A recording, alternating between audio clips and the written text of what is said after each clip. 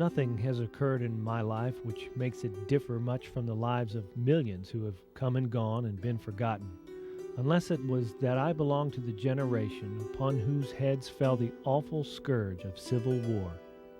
And so I have thought that in years to come it might be of interest to my children to leave from my own pen a sketch of what I saw and did in the years from 1860 to 1865. Randolph Barton, Winchester.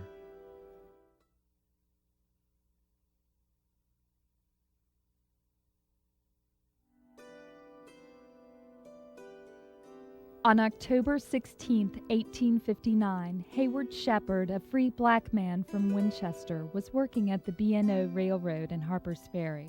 Shortly after midnight, more than 20 armed men approached in the dark. Sensing danger, Shepard turned on his way to warn the town. The men ordered him to halt, and when he didn't, they shot him in the back. Ironically, he became the first casualty in John Brown's raid to end the persecution of blacks, the first victim of an event that would catapult this country into its deadliest conflict, and Winchester's first experience in the shocking events and terrible horrors to come. On October 17th, Colonel Lewis T. Moore, leader of the local militia, was at his home in Winchester when he received an order to lead his men to Harper's Ferry to assist U.S. Marines in stopping the raid on the federal arsenal. Brown and his men were captured and tried in Virginia court by Judge Richard Parker of Winchester. John Brown was sentenced to hang on December 2, 1859. This sentence created mixed feelings across the country. Proponents of slavery were relieved that he was no longer a threat. Abolitionists were outraged and sympathetic to Brown's fate. Tension between the North and the South continued to rise, and as the new year began, Americans were very aware that Brown's raid could have been the spark on a keg of dynamite. In Winchester, Mrs. Fanny Barton had already begun to formulate her beliefs in strong support of the South, and intended to instill that support into her sons.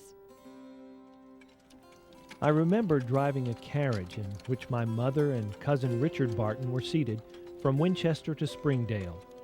The conversation which was going on behind me was upon the political condition of the country, and I recall my mother's remark that if the Yankees ever waged war upon the South, she would send 6 sons into the Southern Army. How little did the dear woman realize that she was forecasting an event that would break her heart.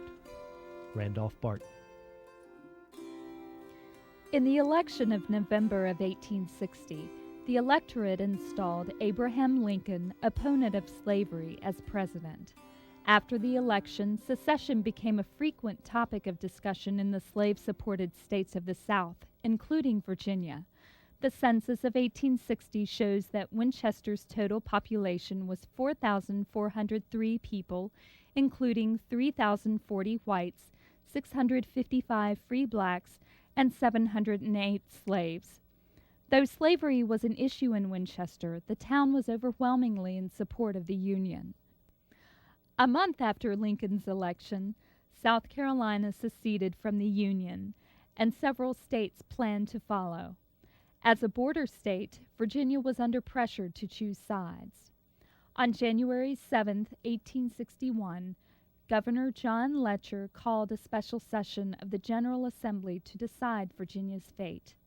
Winchester elected pro-Union representatives Robert Conrad and James Marshall to represent the town at the session.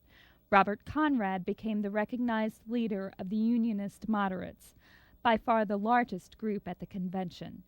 He, with the others in this group, strongly supported the Union, but believed in the right of states to withdraw from the Union. This group would ultimately decide the fate of Virginia, and Robert Conrad was the man they looked to for direction. Conrad's letters home to his wife in Winchester speak of the exhaustive burden of determining the fate of his homeland. Richmond, March 28, 1861. My dear wife, whilst Mr. Tim Reeves is addressing the Committee of the Whole, I may venture to pen some lines to you. Besides my duties in committee and convention, I have every night, almost, to attend a drill of the Union Party. It has become necessary to keep up this drill because of the untiring efforts of the disunionists to keep up the excitement and agitations in the public mind. Bands of men are arming and organizing in this city, ready for revolution and determined to begin it upon the least opportunity. When this matter is well over, I bid farewell to public life. Robert Conrad. Conrad was successful in carrying the vote against secession, but before he could leave public life, the Confederate States fired on Fort Sumter in Charleston, South Carolina. President Lincoln called for 75,000 volunteers from all states in the Union to put down the rebellion. For many moderates, wavering on the question of secession, this was the final blow. The Virginia Convention voted again on the question of secession on April 17th, and this time the majority was in favor.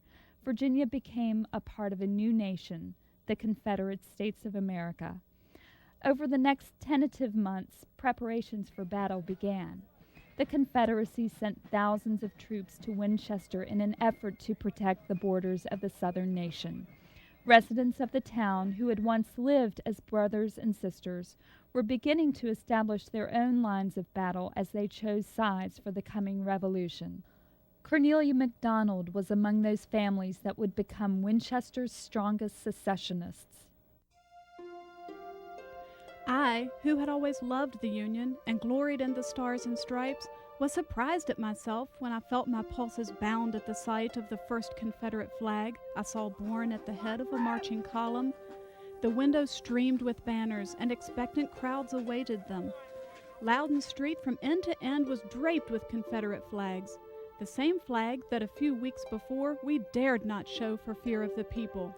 Now it was the people who flung it to the breeze, and who crowded to fight under its folds. Cornelia Mcdonald. While the Fort Sumter incident had increased Confederate sentiment in the town, there was still a population of loyalists in Winchester. Those residents expressed a sense of foreboding and sorrow over the circumstances that separated them from friends and neighbors in the Union states. They had only a hint of the hardships to come. June 9th, 1861. Our loved and honored America, this our beautiful country, is now in arms, brother warring against brother. And what for? I have thought much about dear sisters and brothers this morning. They are now in the United States, that foreign country.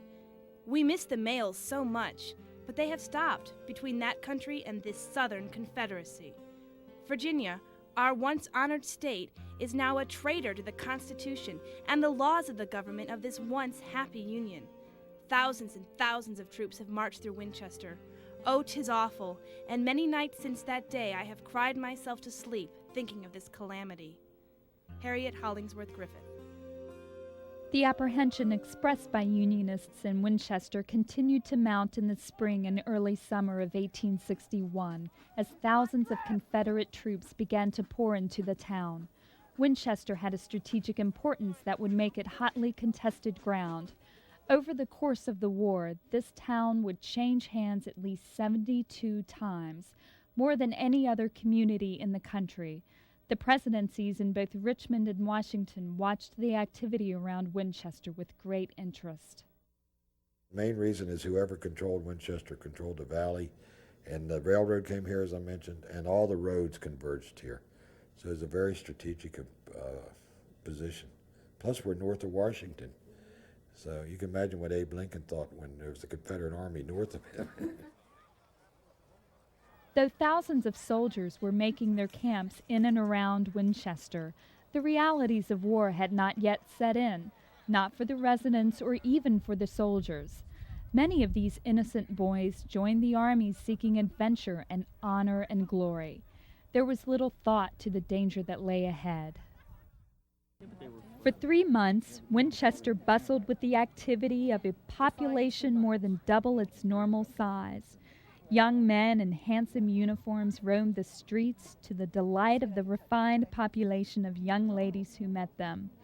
War was new to them all.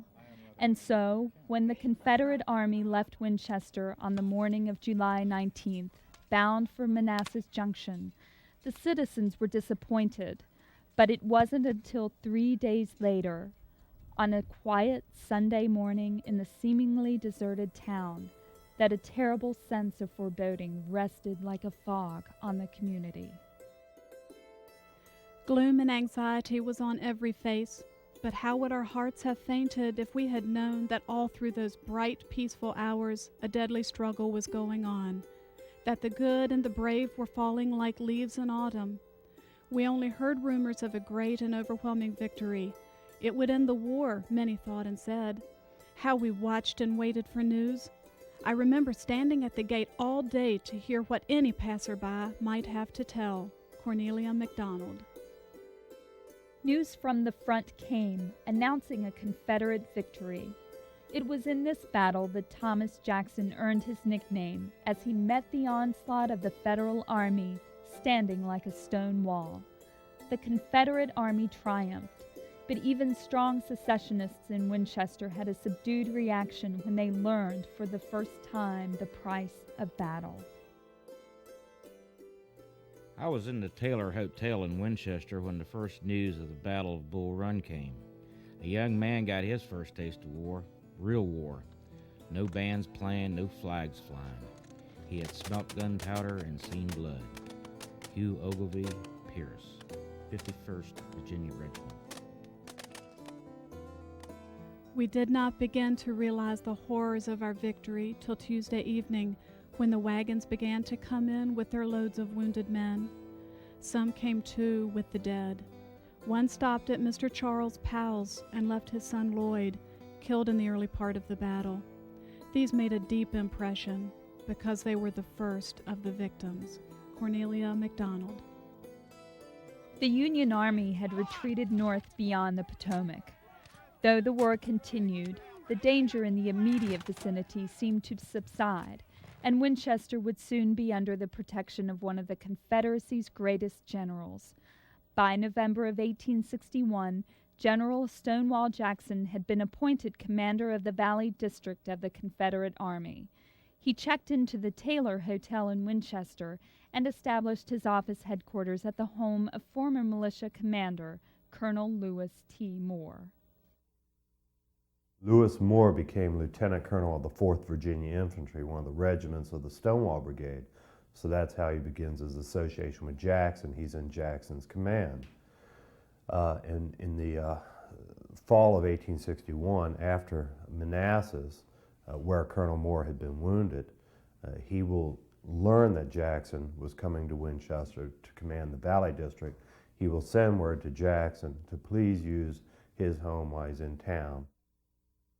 Jackson eventually moved his living quarters into Moore's home as well. He was very happy with his accommodations, and the community of Winchester was earning a special place in his heart. He wrote to his wife of his new home and invited her to join him. She arrived a month later. The town was bustling with the thousands of soldiers in her husband's brigade. There was a great deal of excitement and social activity. The Battle of Manassas was becoming a distant memory. The war was only 8 months old, and though hardship and bitterness and destruction and death loomed on the not-so-distant horizon, Winchester still possessed an almost childlike innocence. That was the Winchester into which Mary Anna Jackson was welcomed in the winter of 1861, when she and her husband moved into the home of Presbyterian minister James Graham. Winchester was rich in happy homes and pleasant people, in social refinement and elegant hospitality. Among the many excellent matrons, there were two who especially won our hearts, Mrs. Robert Y. Conrad and Mrs. Ann Tucker McGill.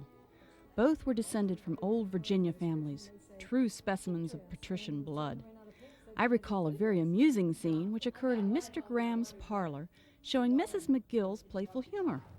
A number of visitors, including several young officers, were spending the evening, and as they were about breaking up, Mrs. McGill and a young captain of artillery began to fight a most ridiculous battle, the captain seizing a chair as his cannon and pointing its back at Mrs. McGill. The fun became contagious, and soon everybody in the room took sides, drawing out the chairs as pieces of artillery, amid such noise and laughter that General Jackson, who was in his room upstairs, came down to see what it was all about.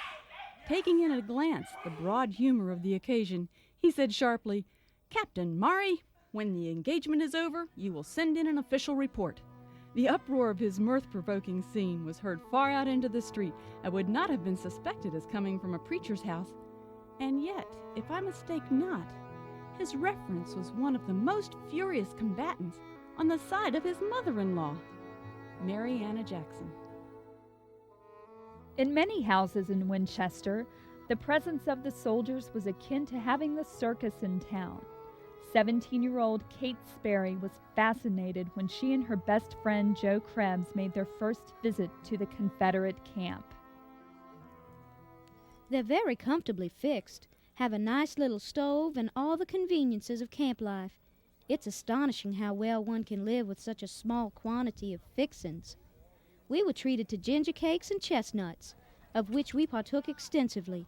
Joe shot at Mark, struck the middle of a slim tree the first time, and within 2 inches of the same place the second shot, was pronounced by all of them to be a good shot.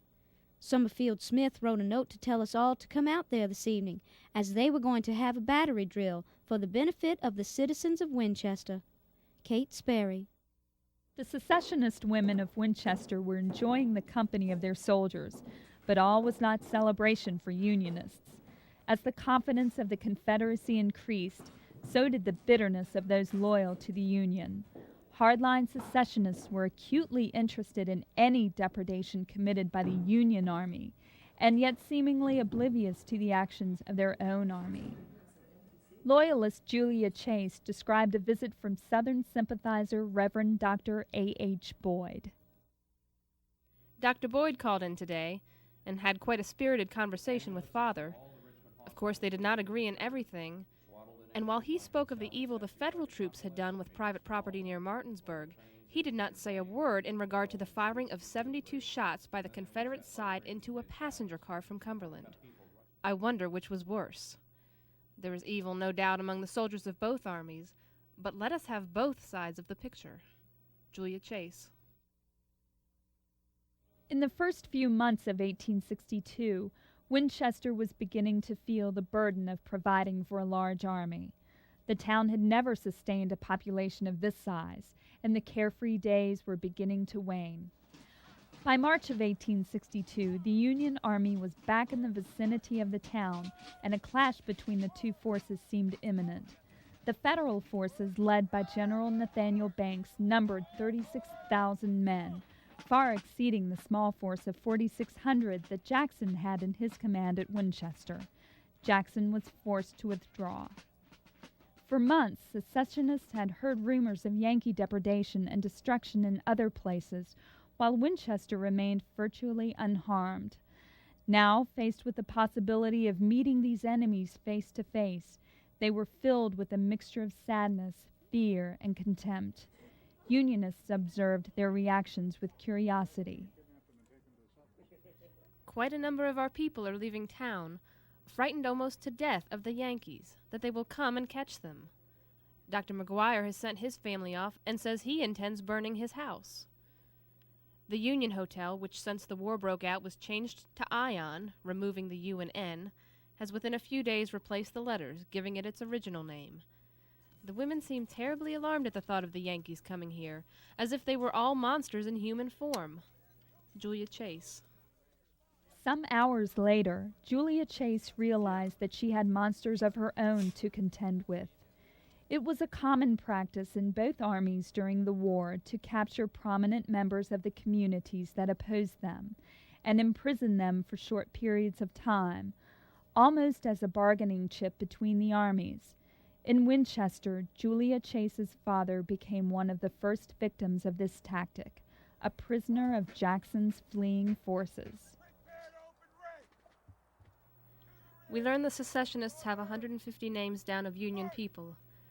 Our fears are more than realized.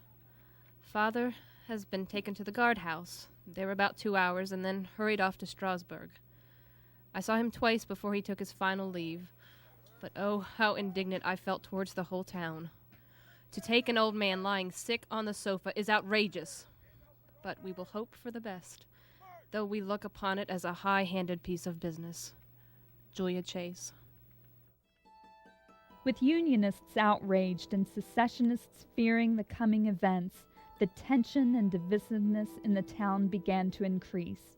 Most citizens knew that a great change was about to take place, but exactly what that change would bring, no one knew.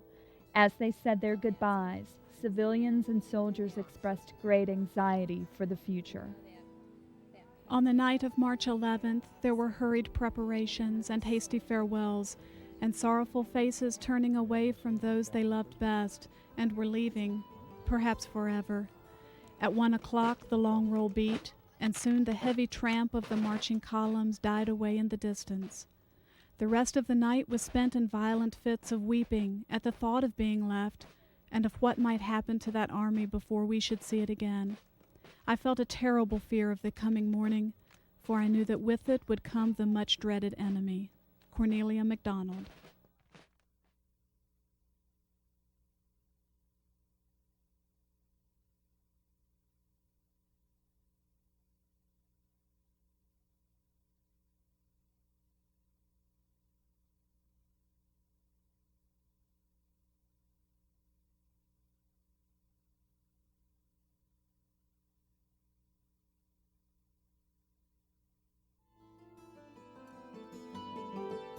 About 10 a.m., the panorama commenced, melancholy and distressing enough to all good citizens. Regiment after regiment filed by, each preceded by a band of music discoursing, "Hail Columbia, happy land," once perhaps true, but now a hated lie, in the mouths of the very men who were desolating and distressing the country. Music it may have been to them, but to us it grated a harsh discord, which could be felt. John Peyton Clark. The secessionists seemed to feel that the pomp surrounding the federal entry into the town was an act of arrogance, a hearty scoff at the cowardice exhibited by Jackson's retreating army. The Federalists were celebrating a bloodless victory, but Winchester's secessionists were suffering the humiliation of Jackson's departure. This hostility was easily recognizable by the young men who marched proudly into Winchester under those watchful eyes. The infantry made a triumphal entry, with bands playing and colors flying. Here and there I saw Old Glory drawn from its long concealment and waved from some upper window, but on the whole we were received with more curiosity than enthusiasm. Union men are as scarce as salt.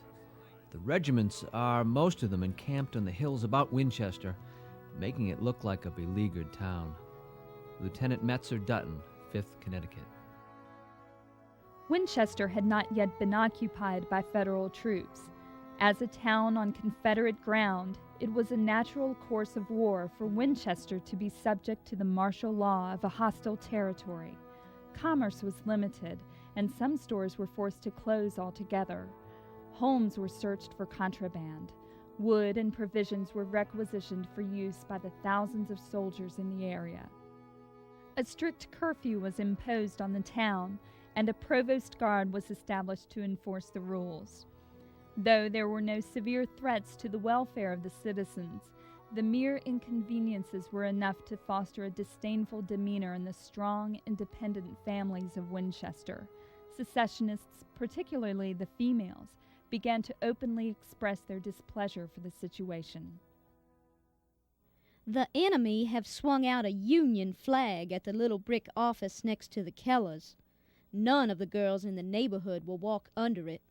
They go out in the mud around it and on the pavement again. Went down the street today for the first time for over a week.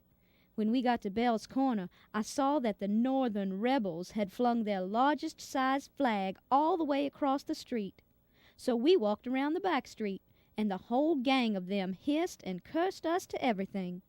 We paid no attention to their remarks, only held our clothes close to us to keep them from the pollution of their touch. Kate Sperry. The contempt exhibited by Winchester's ladies was famous among both armies. The Confederates applauded the resilience of these women. The Federals marveled at their audacity. Winchester's most outspoken female secessionist was Mrs. Mary Greenhow Lee. She was one of the town's most prominent and well-respected citizens, a grand old dame. Mrs. Lee was amused by the Federal response to the attitudes of the women of Winchester. I am delighted to hear that they are very much disappointed at their reception here, and they say they were never treated with such scorn as by the Winchester ladies. I found a Yankee soldier in our kitchen this evening and ordered him off as fearlessly as if I had been an armed man. His only reply was, "I did not know we were so obnoxious to you." And that is really the truth. They are astonished to find with what scorn they are treated. They say they were never treated so before, and that the secession men are bad enough, but the women here are very devils. Mary Greenhow Lee. The scorn for the troops seemed to increase with every bit of contact. Secessionist residents were angered by the mere presence of enemies in their town. In many cases, citizens were required to board Union officers in their homes. The residents were particularly unhappy about this facet of enemy occupation, giving up their own space and property for unwanted guests. Every day would hear tales of the arrest of citizens and occupations of houses belonging to them, while their families were obliged to seek quarters elsewhere. These outrages roused all our indignant feelings. But when we had a closer acquaintance with war, we wondered how such things could have disturbed us so much. Cornelia Mcdonald. Mrs. McDonald's closer acquaintance with war would come with the First Battle of Kernstown on March 23, 1862. It was the first major battle fought in the immediate area. Perhaps for the first time, residents learned about the real horrors of war. Cornelia Mcdonald's naive young sons had gone out to be spectators of the event that morning. I felt as if a new and terrible existence had begun, as if the old life was over and gone, and one had opened from the threshold of which I would, if I could, have turned away and lived no longer. All the careless happiness had gone from the faces and manners of the boys, and though there was no sign of fright or of excitement, they were very grave and sorrowful. They told of the prolonged fight behind the stone wall, of the repeated onsets of our men, till at last, outnumbered and borne back, they had retired from the field, leaving behind the dead and dying, and even their wounded. Cornelia Mcdonald. The only reliable news from the front was that the Union Army had prevailed. Many of the local men had fought in the battle, and families were frantic to find out what had happened to their loved ones. For nearly 2 days, no civilians were permitted to go to the battlefield, either to care for wounded or to search for their relatives among the dead and dying. No one knew who was dead or who was lying out in that chilly rain, suffering and famishing for the help that was so near and would have been so willingly given, but for that barbarous order that no relief should be sent from the town. No eyes closed during those nights for the thought of the suffering, pale faces turned up under the dark sky, or for the dying groans or helpless cries of those they were powerless to relieve. Cornelia Mcdonald. The federal authorities buried their dead on the field where they fell and brought their wounded into Winchester to be cared for. The civilians were eventually allowed to go to the site, and they buried the Confederate dead on that same field. With help from the federal authorities, they brought their wounded into Winchester. Every available space was used as a hospital: the courthouse, the vacant banks, the churches, the Union Hotel, and even private homes. In these places, the women of Winchester saw the monster Yankees in a much different light. They were human beings, and they were dying. I was initiated for the first time in all the horrible realities of war. What we had seen in our hospitals before is a pleasant sight compared with what I have witnessed in these 2 days. The dead, the dying, the raving maniac, and agonizing suffering in its most revolting human forms were before us. Our men and the Yankees, all mixed up together in the same rooms. There were a number of ladies there, and our enemies as well as our friends received our attentions. Mary Greenhow Lee. The ladies of Winchester, Union and Secessionist, saw that the military medical personnel were not equipped to handle the burden of so many wounded. So these ladies took it upon themselves to care for the soldiers of both armies. Without pay or reward of any kind, they spent countless hours in Winchester's hospitals. Many of them were not in the least prepared for the gruesome scenes they witnessed, but still they forced themselves to go. I wanted to be useful and tried my best, but at the sight of one face that the surgeon uncovered, telling me that it must be washed, I thought I should faint. A ball had struck him on the side of the face, taking away both eyes and the bridge of his nose. The surgeon asked me if I would wash his wound. I tried to say yes, but the thought of it made me so faint that I could only stagger to the door. As I passed, my dress brushed against a pile of amputated limbs heaped up near the door. My faintness increased, and I had to stop and lean against the wall to keep from falling. Just then Mrs. McGill stopped by me on the way in and asked me what was the matter. I told her about the poor man whose wound I could not wash. "I'll wash him," she said, and with her sweet, cheerful face, she went in, and I saw her leaning over him, Cornelia Mcdonald. Inside the hospitals, compassion and humanity took precedence over ideology, but on the streets, the bitter division between Union and Confederate continued. We will become thoroughly demoralized if the Yankees stay much longer. Mild and ladylike language is not strong enough to express our feelings, and I fear we will never be fit for refined society again. Our masters have announced that no crops shall be put in, that the country shall be thoroughly desolated, that we shall be starved into submission. After the 14th of this month, all business is to be suspended except amongst those who take the oath of allegiance, and the clergy are forbidden to perform the marriage ceremony. Mary Greenhow Lee. Winchester secessionists resented the fact that their enemy had reign over their town. Each side blamed the other for starting the horrible war, and they made no secrets of their scorn for each other's actions.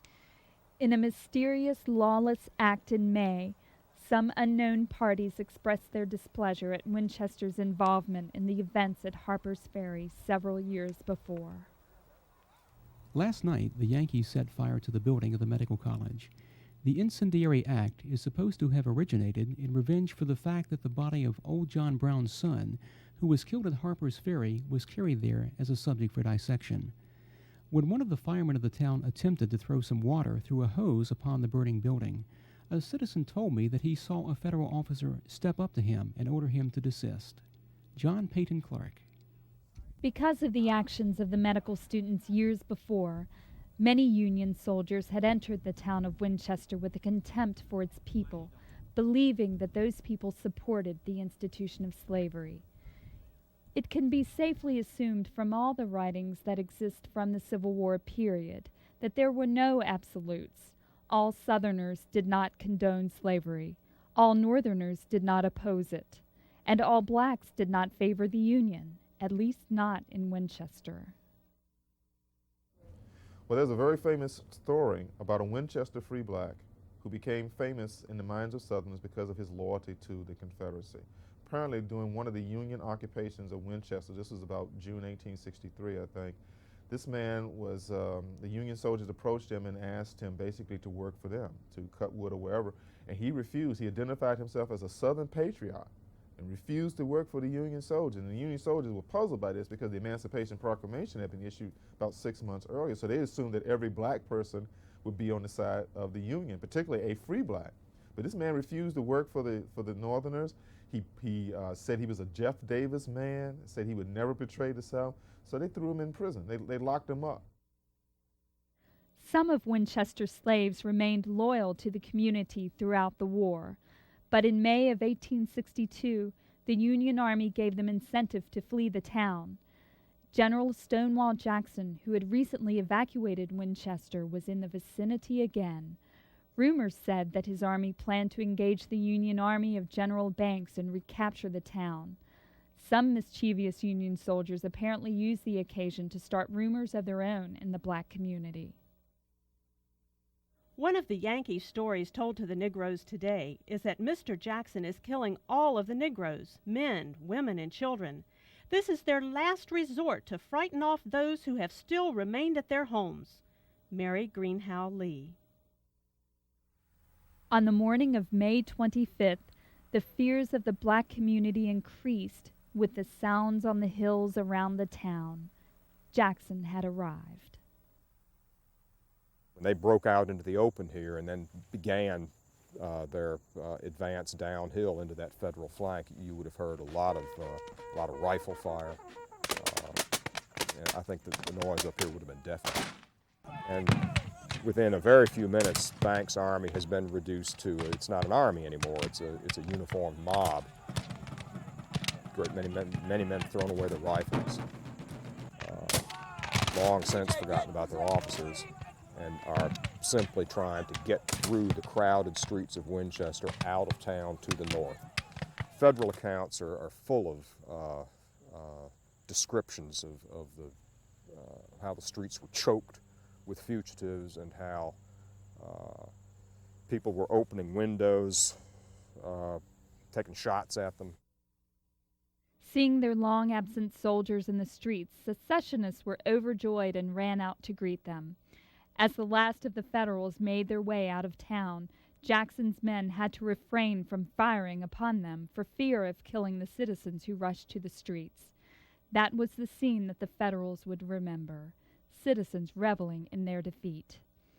Meanwhile, the secessionists, glad to be rid of firm military rule, turned out in droves to welcome the conquering heroes. General Jackson was deeply touched and wrote to his wife of the reaction of the community. My precious darling, an ever-kind Providence blessed us with success. I do not remember having ever seen such rejoicing as was manifested by the people of Winchester as our army yesterday passed through the town in pursuit of the enemy. The people seemed nearly frantic with joy. Indeed, it would be almost impossible to describe their manifestations of rejoicing and gratitude. Our entrance into Winchester was one of the most stirring scenes of my life. Thomas J. Jackson. As the smoke of the battle cleared, not all would be rejoicing. Many of the local men had been in the fight, among them the 3 sons of Mr. and Mrs. David Barton. By the end of the day, they would learn that one of their sons was dead. One of the officers of my company rode along calling me by name. I answered, and he told me that my brother Marshall had been seriously wounded, and to leave the gun and go see about him. My brother David, in the battery with me, joined me at the same time and urged me to go.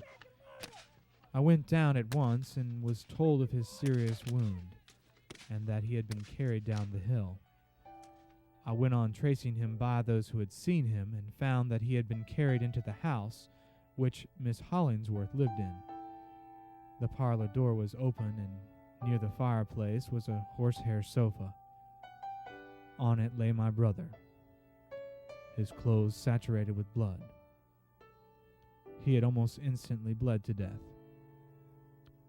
I was standing by him when Miss Hollingsworth entered the room and said to me, "Did you know him?" And I replied, "He was my brother." She instantly fell down upon her knees and put her arms around him and wept, as if he was her brother instead of mine. Robert T. Barton. Young David Barton, still in the battle, learned that his brother Marshall did not survive his wound. As he entered Winchester with his regiment, he found his mother among those greeting the incoming Confederates. He did not have the heart to tell her that his brother had just been killed. Death and hardship began to strike home in Winchester. The war was beginning to take a physical and emotional toll on the residents. The war had a psychological toll on people, black and white, but particularly so for slaves, because for a slave, they didn't really know who to trust as the war went on. They didn't know who to trust and when to trust them. So when whites were outraged by the arrival of Union forces, the blacks felt the same way. Some free blacks too, because they had property that could be damaged or stolen and was damaged or stolen by Northern soldiers, by Union soldiers, much to the disgust of whites and blacks in the community. Obviously, there were blacks and there were also some whites who supported the Union side. So when the Confederacy was at the top of the heap in Winchester, these people kept a low profile or kept their opinions to themselves. So it's all a matter of being pragmatic, of people looking out for their own best interest, given the circumstances of what was going on around them. In the case of Winchester, that must have been particularly difficult during the course of the war to know which side was at the top of the heap and what to say and what not to say and who to avoid and who that you could continue to have contact with.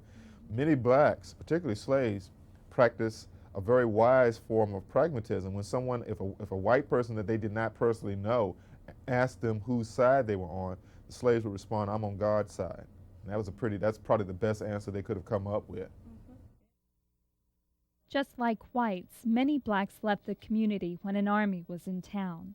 In some cases, the disappearance of slaves was viewed as a nuisance.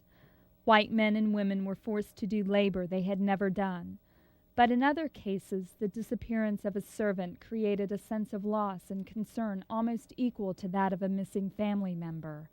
These concerns may not have been exhibited in public, but in the privacy of a diary, Cornelia Mcdonald related just how far she would go to help those she called her servants. A week after our army had come, someone told me that a Negro man of ours, Manuel, who had left the place when Jackson evacuated Winchester in March, was lying ill and starving at the back of a cottage on Piccadilly. I went to the place, and I succeeded in entering the house by a window. There lay the poor creature, emaciated almost to a skeleton, and greatly frightened at our entering the house. When he saw me, he burst into tears, and amid his sobs told me that he was not concerned now for himself, but for Catherine and her babies.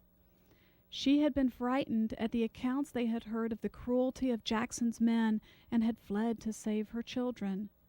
I was deeply distressed, as I was in some measure to blame for his misfortunes. I told him I would take care of Catherine and her children. I had a great regard for her, as she had been so long my children's nurse. Cornelia Mcdonald. Mrs. McDonald took Manuel back to her home and sent someone to look for Catherine.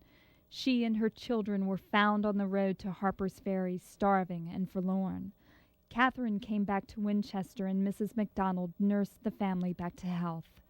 Despite the constraints of societal rules, blacks and whites in Winchester did develop individual relationships of caring. While the war was taking its psychological toll, it was also forcing individuals to find and administer compassion to one another. In isolated circumstances, a sense of humanity prevailed, but in other, more public circumstances, pride and bitterness were the order of the day. The Confederate Army did not remain in Winchester for very long, and by the beginning of June 1862, the Federal Army returned, and not at all in a humor to allow humanity to prevail. They've got up a lie in which they declare that the women shot down the retreating Federalists in the street from the windows. Of all lies I ever heard, that beats all.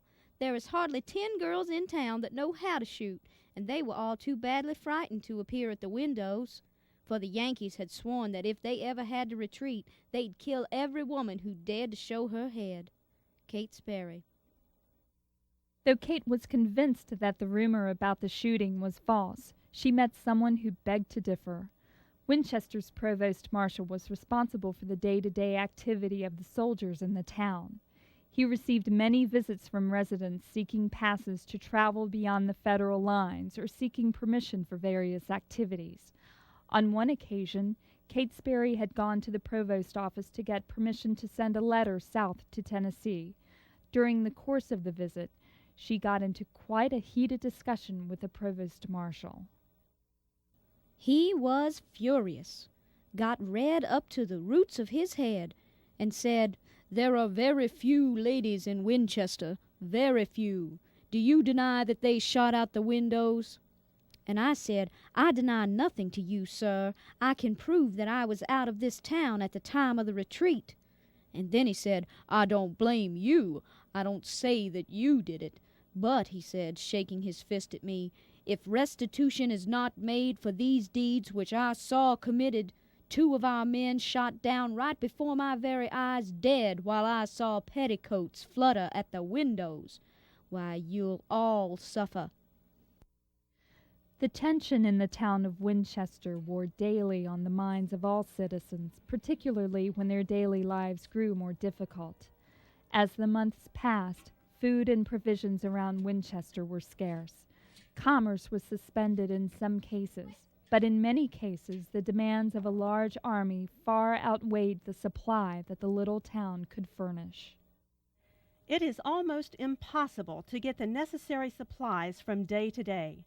I have not a stick of wood in the cellar, and we have exhausted our ingenuity in trying to get some. This incessant struggle to get enough to keep us from starving is one of the hardest trials I have had yet. I have money, but there is nothing to buy. Everybody else is in the same condition. Mary Greenhow Lee. Even in the brief period of the fall of 1862, when the Union Army evacuated Winchester and Jackson returned with his Confederate Army, conditions in the town as a whole barely improved. The Confederates had heard of the practices of the Union Army in Winchester, and perhaps as an act of retribution, they decided to enact some practices of their own on the Loyalists in the community. Mr. Joseph Jackson's house was searched for firearms and for the sutler who had been boarding there. A sword was held over his head, and he was called upon to deliver up this person, or that he would be taken and carried off. These soldiers are going to the colored persons' houses and taking all the clothing that they have in the way of shirts or blankets the Federals have given them. Also going to the poor people and taking what flour or other things that had been given them by our troops. So much for Virginia chivalry. None but the Yankees do such horrid things. Julia Chase. As 1862 ended, Winchester residents could not help but recount the scenes they had witnessed during the year. Several families had empty seats around their holiday tables. Cornelia Mcdonald's thoughts turned to her son Wood, who had been killed in a battle near Richmond in July. She recalled a warm summer night that she spent on her porch talking with her son. I repeated one night an old fragment of a poem I had seen somewhere long ago. We parted in silence, we parted by night on the banks of that lovely river, where the fragrant limes their boughs unite. We met and we parted forever. The nightbirds sang, and the stars above told many a touching story of friends long gone to the kingdom of love, where the soul wears its mantle of glory. He admired it very much and seemed much moved by it. How little I thought that the verses that had no associations for me then would be from that time freighted with memories of him. I never think of them or look upon the midnight sky without seeing his image as he then was before my mind. The many voices in the parlor, the laughter and chat of young people make me remember all that I have lost. Cornelia Mcdonald.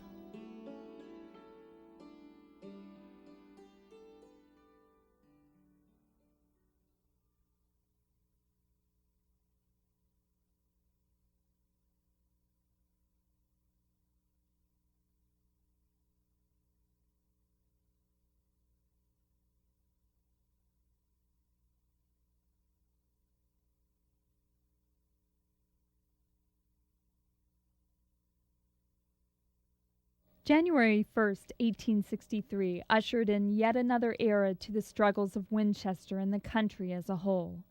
President Lincoln declared that all slaves in rebel territories were to be freed on January 1st. If you look at diaries written by white people, shortly after Lincoln announced emancipation, shortly before it actually goes into effect, January 1st, 1863, the level of fear and dread, particularly among women, is fairly awesome. They're very concerned about what blacks are going to do on January 1st, 1863. Very concerned, because they assumed that blacks knew about it. Southerners didn't discuss it with their slaves, but they realized that slaves knew about it through the grapevine, that slaves knew about it. And so it's like this collective holding of their breath, wondering what the slaves were going to do. And in most parts of the South, nothing really happened. The day has passed with less excitement than was anticipated.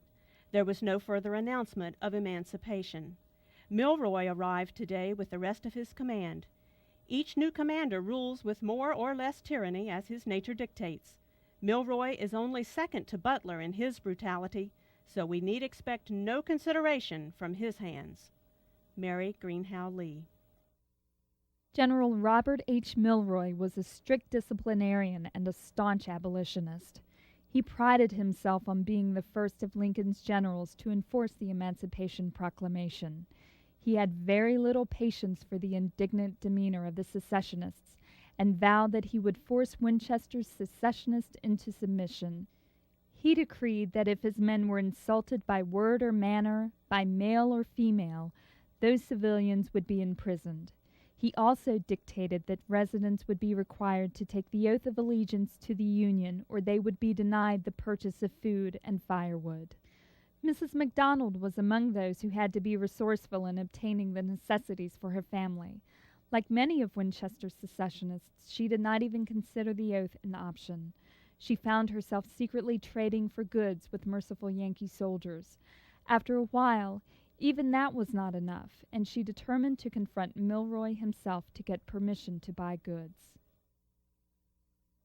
He said his orders were to withhold permission from everyone who would not declare himself or herself loyal to the United States government. I told him it was impossible for me to do it, as it would be entirely false, and added that it could not be a matter of importance what women thought or wished on the subject. He said it was a matter of great importance, and rather fiercely observed that if it had not been for the women, the men would have long ago given up. Cornelia Mcdonald. Amazingly, Mrs. McDonald survived her visit with General Milroy, and she got the permission that she wanted. Other residents were not so lucky. The longer Milroy stayed, the more impatient he became with the haughtiness of the ladies of Winchester, and the more impatient he became, the more impossible they became. Last Saturday I was in company with some girls. One of them proposed to send Milroy a valentine. He had been rude to Mrs. Baldwin, ordering her from his room, and at the same time asking two colored and gorgeously dressed ladies to be seated. They entreated me to paint them one to send him, so I made a gray-headed officer in uniform seated in a chair and inviting two Negro women to take seats, while with a frown he was repelling a handsome young lady, not Mrs. Baldwin, dressed in stripes of red and white, with gray muff and tippet. I heard he received it, and he might have done so, for he ordered a search and prosecution immediately. Cornelia Mcdonald. There is no mention of any punishment ever meted out by Milroy for this incident.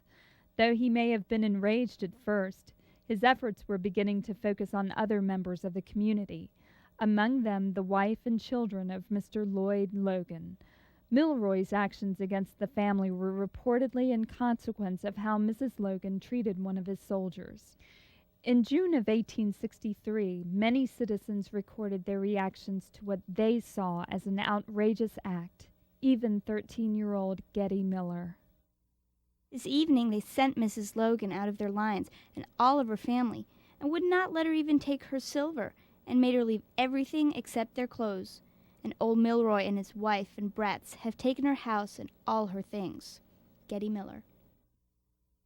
They were not allowed to have a trunk prepared to take, or to be alone long enough to change their dresses. Sentinels watched every moment. The Miss Logans reviled them to the last, calling out as the ambulance drove off that they would write to Jackson directly. The reign of terror has commenced. Milroy told Quinn this was just the beginning of what he was going to do. May God protect us, for we have no other help. Mary Greenhow Lee. Unionists and secessionists agreed that Milroy was unfair. Some believed that the real reason for the Logan exile was that Milroy's wife had her eye on the Logan home in hopes of staying there.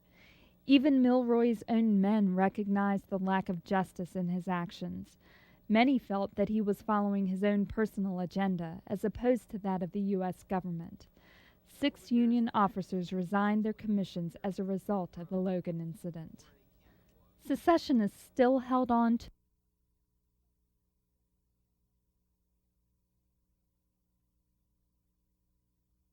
So, in May of 1863, when Jackson died after being wounded in the Battle of Chancellorsville, the secessionists of Winchester were devastated. I made a crepe rosette with a Virginia button in the center as a badge of mourning for our general. The idea has been suggested that there is a danger in wearing them, lest we should be arrested. But as I am not afraid, I shall wear mine. Julia Clark was subjected to an outrageous indignity this evening. One of those horrid scouts took her mourning rosette for Jackson off her shoulder in the street. He said her wearing it was an insult to their soldiers. Thomas, our obliging sutler, told her that all the ladies who wore them after tomorrow were to be arrested. I have worn and shall continue to wear mine. Mary Greenhow Lee. The ladies continued to wear their rosettes for Jackson, but to appease the Union populace, they affixed a likeness of George Washington in the center. This small concession seemed to be enough to prevent any arrests. As the Union army stayed in the vicinity of the town, Winchester continued to be overburdened by an increased population.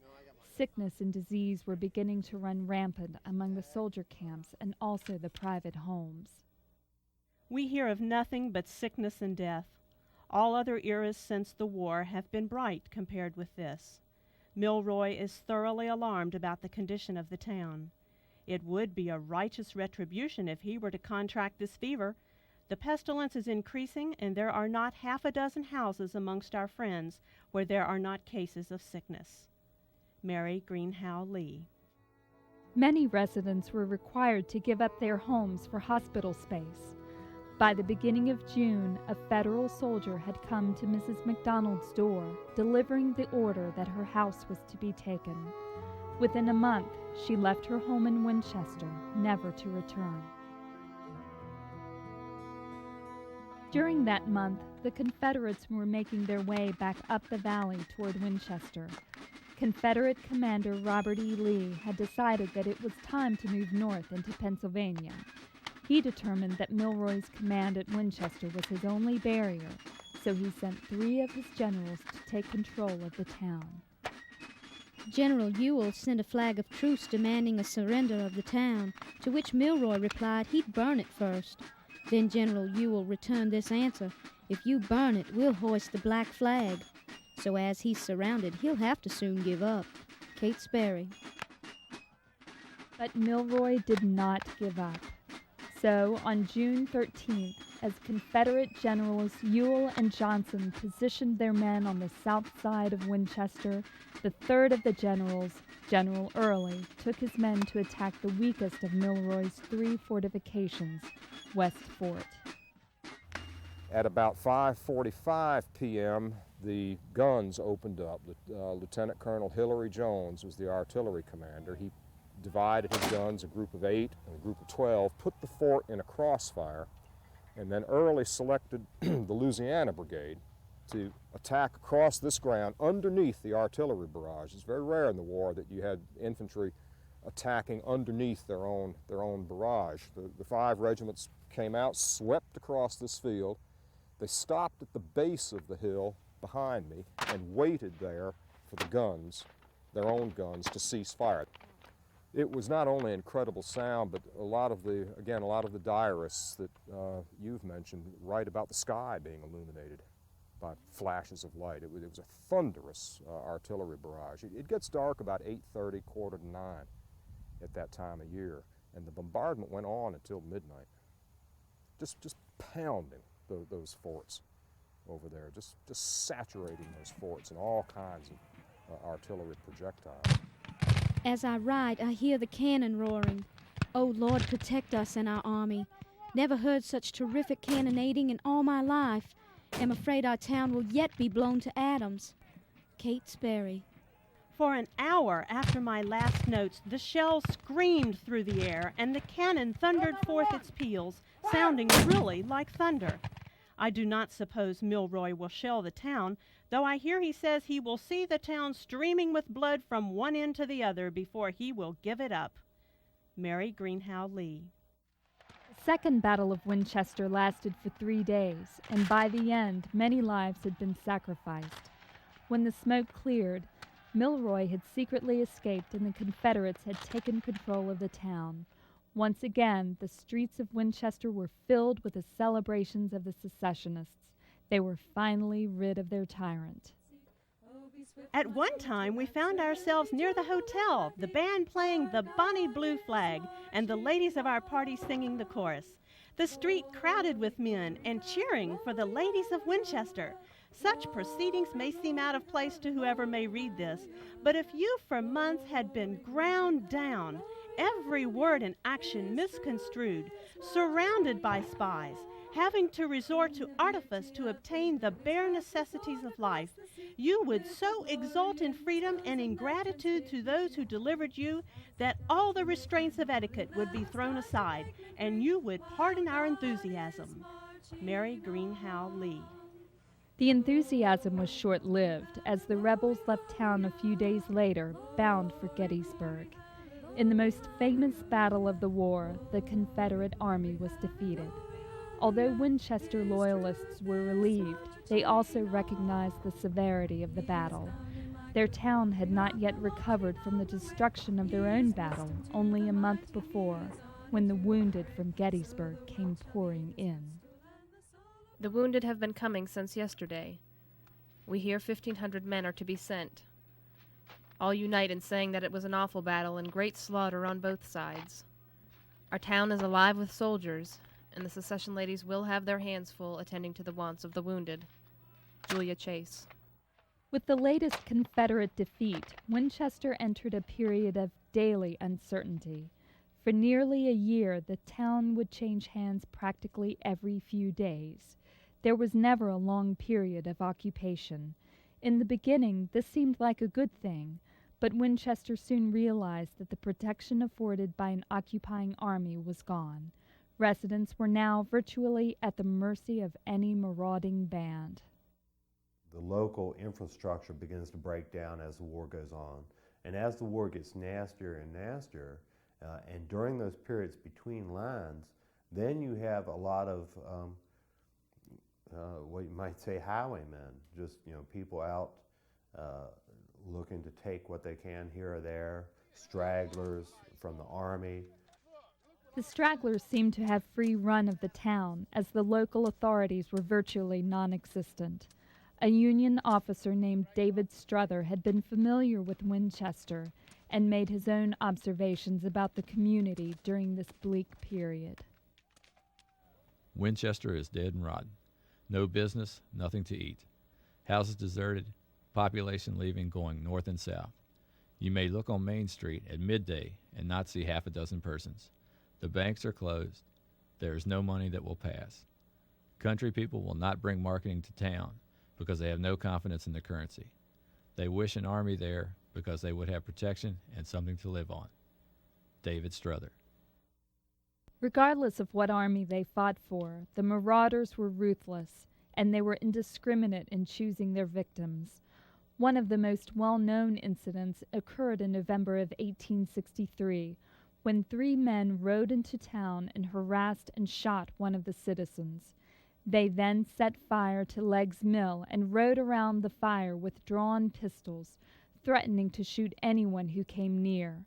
Loyalist Julia Chase and secessionist Mary Greenhow Lee were united in their fear and loathing of the situation. We have no safety whatever for our lives that 3 men should come into town and keep all at bay. Most of persons were afraid to interfere, thinking there was probably a large force kept back, and the consequences could not be imagined should any attempt be made to arrest or shoot these soldiers. What a life we lead. Julia Chase. Remonstrances have been sent to General Lee and to the Yankees at Martinsburg.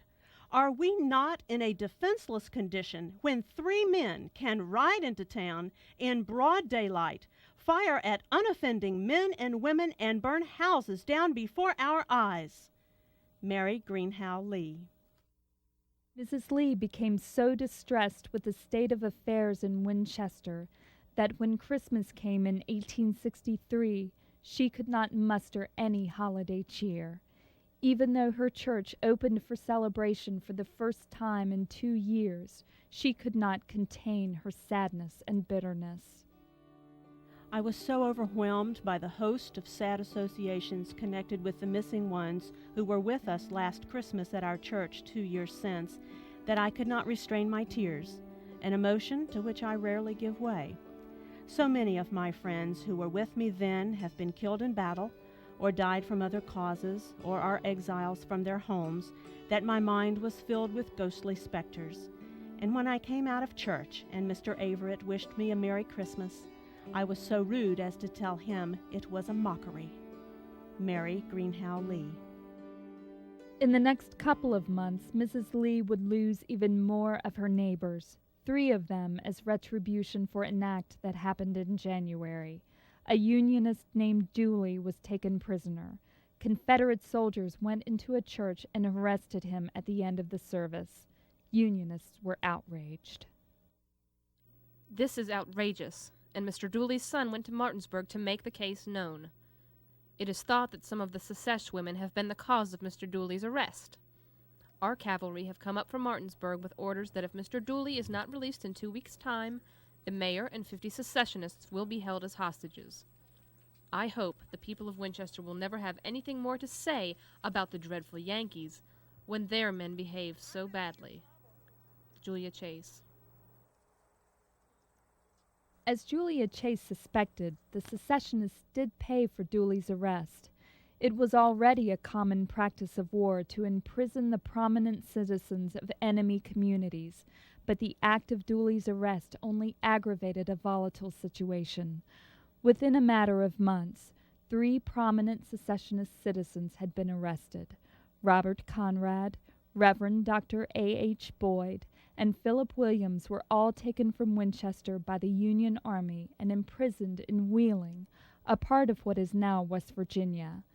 Philip Williams' wife Mary wrote to their son John in Richmond, begging him to try to help his father. April 18th, 1864. My dear son, you have doubtless ere this received our letters telling of your father's arrest. Surely you can see someone there to introduce you to the proper authorities, to have this matter of civil arrest investigated. Our people are taken off without any reason. Do everything you can. Do not fear to appear officious. As a Confederate soldier, you have every right to press this matter for the sake of your father. Mary Williams.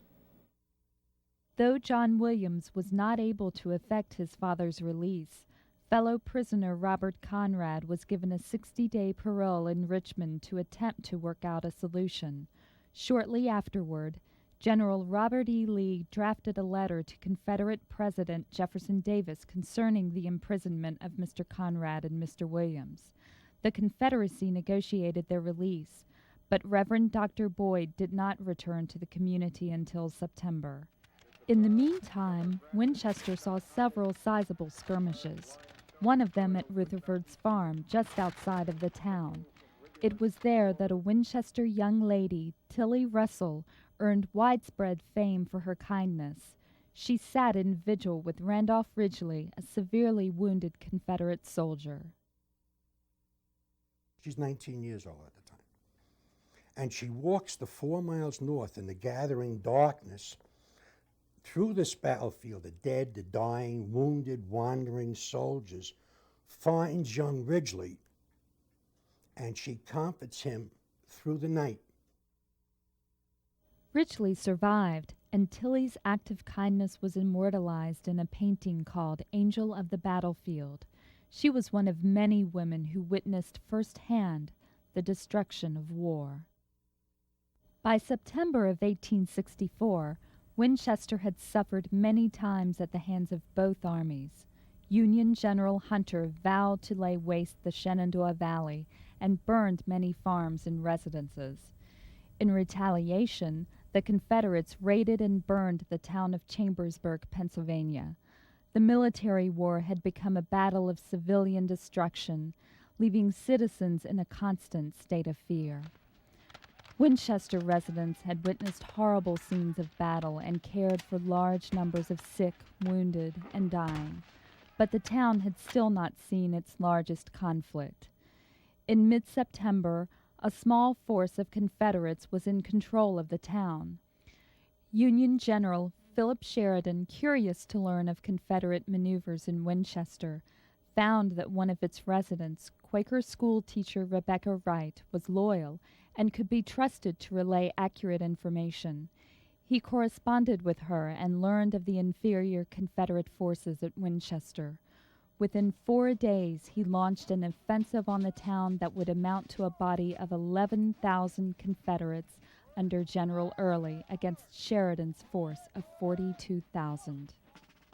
This is Fort Collier, and this is where the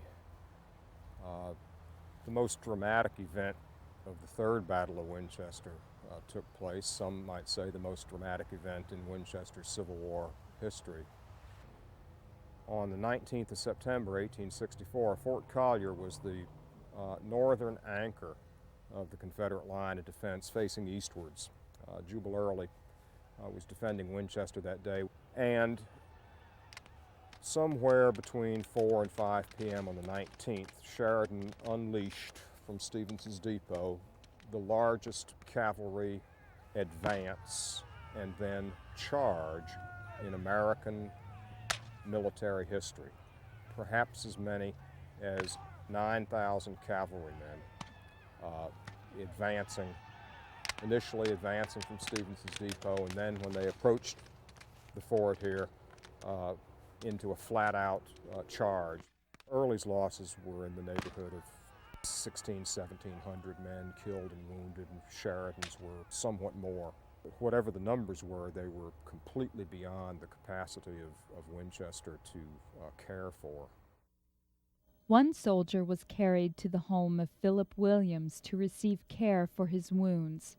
Colonel George S. Patton, grandfather of the man who would become a hero in World War II, was shot in the leg during the battle. Philip Williams' grandson remembered the story told to him as a boy. Surgeons told him his leg had to be amputated, but he refused to have it done, and fearing they would disregard his refusal, kept his pistol beside his bed to prevent this. His father came from Richmond to plead with him to permit the amputation, but he still refused to have it done. He persisted in his refusal and lay white and weak, bleeding to death, while his father sat by his bedside murmuring, "What will his mother do?" Philip Williams III. 2 years before, in 1862, Sergeant John L. Kane of the 131st New York wrote this prophetic letter to his mother. My dear mother, I suppose that you would like to know where I'm going. So would I. But you will have to wait till I can write again. That will be when I get to my destination. It makes no difference to me where I go if it is not New York. You and the children are all I've got to care about now. Give my love to all inquiring friends and receive the same yourself. Kiss the children for me and tell them, if I am killed, that their father died for his country. Sergeant Kane was killed in the battle at Winchester on September 19, 1864. One month later came the Battle of Cedar Creek, the last sizable conflict in the Shenandoah Valley. It was in this battle that Union General Sheridan made a gallant ride from Winchester to Cedar Creek to rally his troops. His presence gave his troops renewed hope and turned the tide of the battle. The Confederates were defeated at Cedar Creek. To commemorate his famous ride, Sheridan renamed his horse Winchester. With 2 consecutive Federal victories, Union confidence in the Valley was at an all-time high. As 1865 rolled around, Loyalists in the town of Winchester began to indulge in the refinements of society that were normally guarded by the secessionists. General Sheridan himself celebrated with a Christmas dinner at the home of the Bartons. Mrs. Barton's son Randolph recalls an amusing incident that happened during the evening. The climax of the banquet was to be reached when an old-time Virginia plum pudding, wreathed in a purple flame of burning brandy, was to be carried in. The moment had arrived, the pudding was just going in, when the saucepan was upset and its toothsome contents went spreading in a thin and pasty stream over the much-used kitchen rag carpet. The ladies were aghast for a moment, but my ever-ready sister exclaimed, "Oh, they're nothing but Yankees," and proceeded to scrape up the sauce. Funny to relate, when the officers had left the room and the family went in to dine on the leavings, they forgot all about the rag carpet flavor given to the sauce and enjoyed the plum pudding to their heart's content. Randolph Barton. While there was much celebrating among the Loyalists during the holiday season, it was also a season that made soldiers lonely for home. Weary of the activity of the last 4 years, many just wanted the war to end. One Union soldier stationed in Winchester wrote this home to his wife. Dear wife and children and all inquiring friends, I take my pen in hand to inform you that I am well, and I hope that these few lines may find you all enjoying the same blessing. Margaret, there is a good prospect that there will be peace before long. I think I will be home in the spring if the Lord spares my life. It seems hard that we can't see each other, but I hope that the time isn't far that we may embrace each other in love and harmony. John Armel. As John Armel predicted, the war was drawing to a close, but before its end, Winchester secessionists would watch yet another one of their own be exiled from the community. After years of stubbornness and disdain, the Union Army had finally had enough of Mrs. Mary Greenhow Lee. When the order came for her to vacate her home, she appealed to Sheridan to revoke the order, but to no avail. On February 25, 1865, she and her family were escorted out of town by Federal troops. She would never return to her home in Winchester. By April of 1865, the Confederate position had become desperate. Unwilling to sacrifice more lives for a cause he viewed as hopeless, Confederate Commander Robert E. Lee surrendered his army to the United States at Appomattox, Virginia.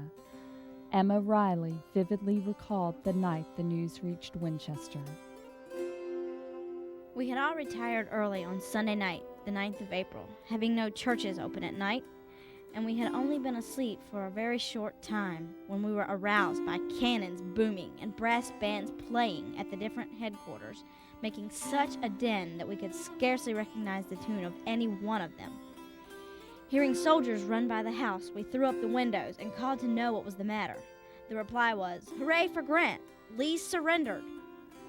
We all fell back on our pillows as if shot, and not a word was spoken, but sobs were audible, and a sad, sorrowful night we spent. Emma Cassandra Riley.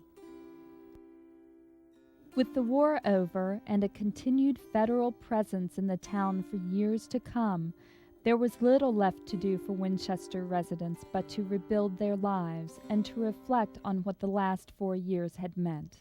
The once proud, defiant, and outspoken women of Winchester were left to wonder about the futility of all that had passed. Cornelia Mcdonald recalled a marching column of soldiers that she once saw going to battle. Not all those I saw on that march looked hopeful and eager.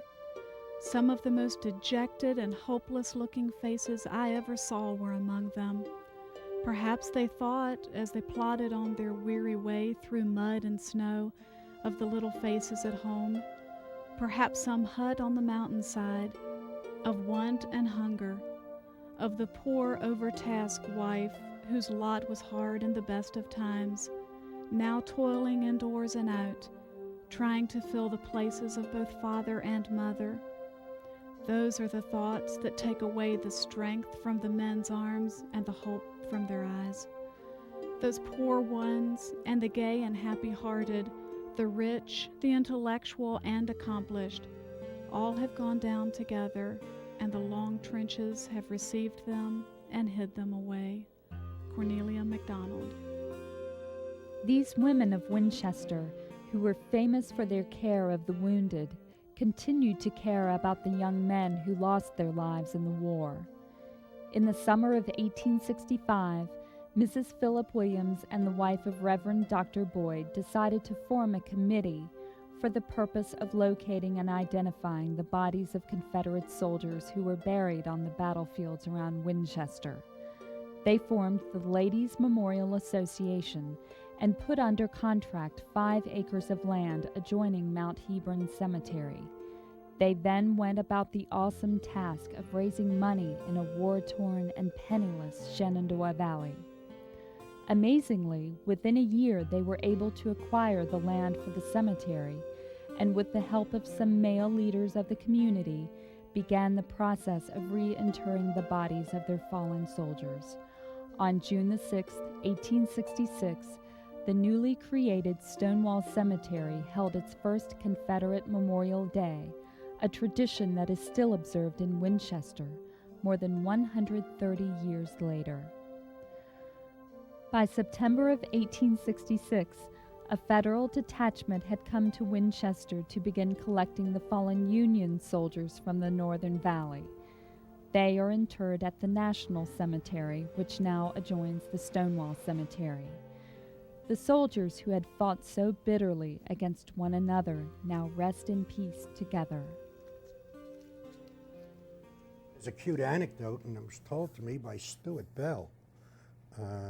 Years ago, his wife Rosalie is now deceased. She was leading a small group of children up Woodstock Lane that separates the two cemeteries. And for something to say, she said, the Yankees are buried over there, and the rebels are buried over here. And the one little boy says, I hates the Yankees. And right away, she said, wait a minute now, the war's over a long time, and he says, I don't care. He says, I hates the Yankees. And then she says, but we're all brothers and sisters now and everything. He says, I hates the Yankees. I likes the Red Sox. In many ways, the Civil War has faded into the pages of history. Perhaps it should fade into the pages of history so that little boys who play together in this age think of Yankees as only an opposing baseball team. But we must remember that those pages of history were once lived and written by men and women who endured one of the darkest periods in our history. These events were not merely historical, they were real. It's just immeasurable to have something in a person's own words, their own writing, the events that were unfolding while they sat there and as they occurred. You really start feeling the emotion, the depth of the activities. And of course, they couldn't know what was happening tomorrow. I mean, we read these events knowing the ending, and they're still living it. And to see how they're coping and managing and what other situations were coming up, you just can't replicate that. And so that has really enhanced our understanding of what happened at that time period, how people managed, and what events truly occurred, rather than what we all remembered later we thought we heard. You'd be surprised at the number of letters and documents and diaries from the Civil War period that are still sitting in basements and attics. There are people who have these materials who know that they have them, but don't think that there will be any consequence because my ancestor wasn't famous. My ancestor wasn't an important person. My ancestor just basically lived her life, his or her life, lived on the farm. There's nothing really spectacular in these diaries. Well, that's a false misconception because every bit of information provides us with greater understanding of not only what happened, but why it happened, what didn't happen, and why it didn't happen. And when we get down to it, history in this country really begins at the grassroots level. And that's at towns, the small towns like Winchester, individuals living in a town like Winchester. That's where history really begins. Winchester's story has a lesson for us all. In these letters and diaries, the voices of the past cry out for us to remember them and what they sacrificed, and to never again make the mistakes they made. I do not feel bound to say that I am glad that the war ended as it did, and again I must confess that the unfolding of the Stars and Stripes does not thrill me with patriotic feeling. I saw it advance upon my people for the first time in my life at Manassas. I saw in it then the emblem of all that I hated, but I inculcate in my children love of country. What was burned ineffaceably into me need not, must not, be burned into them. As long as your mountains stand over these graves as silent sentinels, so long may it be that your people make their pilgrimage to this lovely spot and add to its historic riches the emblems of their love for those who have gone before. Randolph Barton, Winchester.